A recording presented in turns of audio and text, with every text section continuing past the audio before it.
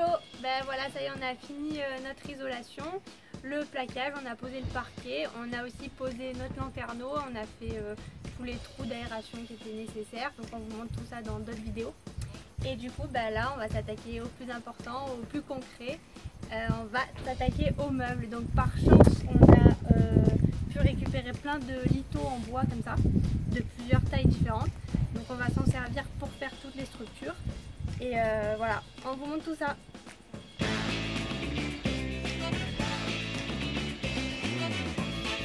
On a commencé par fabriquer la structure de la banquette lit avec des lithos de cadre.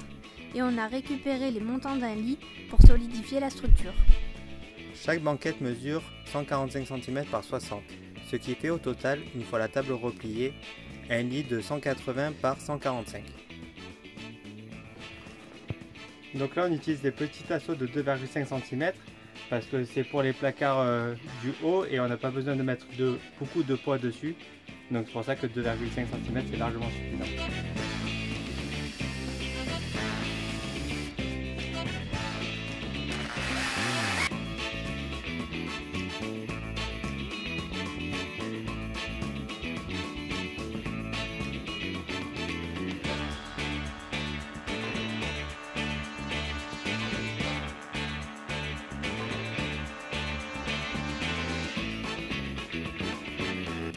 Voilà, on vient de finir la structure du meuble du haut.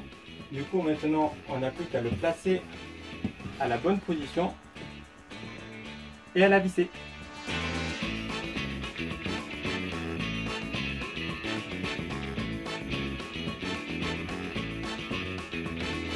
Donc maintenant qu'on a fini toutes les structures, on peut s'attaquer au plaquage des meubles. Et pour ça, on va utiliser du contreplaqué de 9 mm.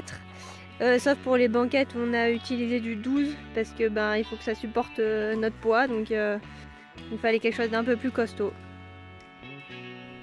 On a utilisé de la pâte à bois pour boucher tous les trous et cacher les vis et les fissures. Les meubles ont été ensuite poncés puis peints avec de la peinture glycéro. On s'est ensuite attaqué aux façades des meubles.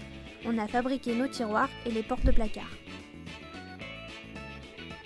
Pour dessiner l'arrondi de nos portes, on a simplement utilisé un rouleau de scotch.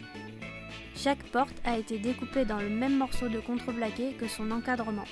On a pré-percé avec une lame vibrante pour n'abîmer aucun des deux éléments, puis on a découpé à la scie sauteuse. Les façades ont été collées à la colle à bois, puis clouées.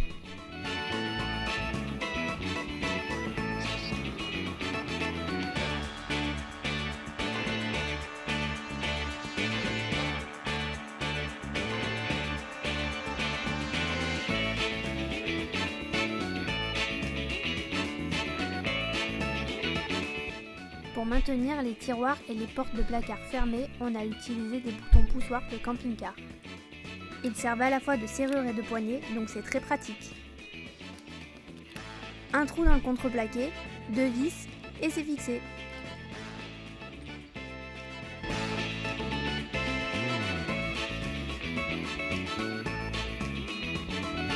On a fixé nos portes avec des charnières universelles réglables. Et on a rajouté des vérins pour les meubles du haut.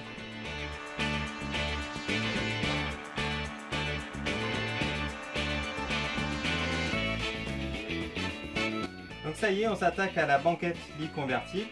Donc on a fait un estrade de 30 cm au-dessus du sol parce qu'on a le caisson de gaz qui est sous les banquettes.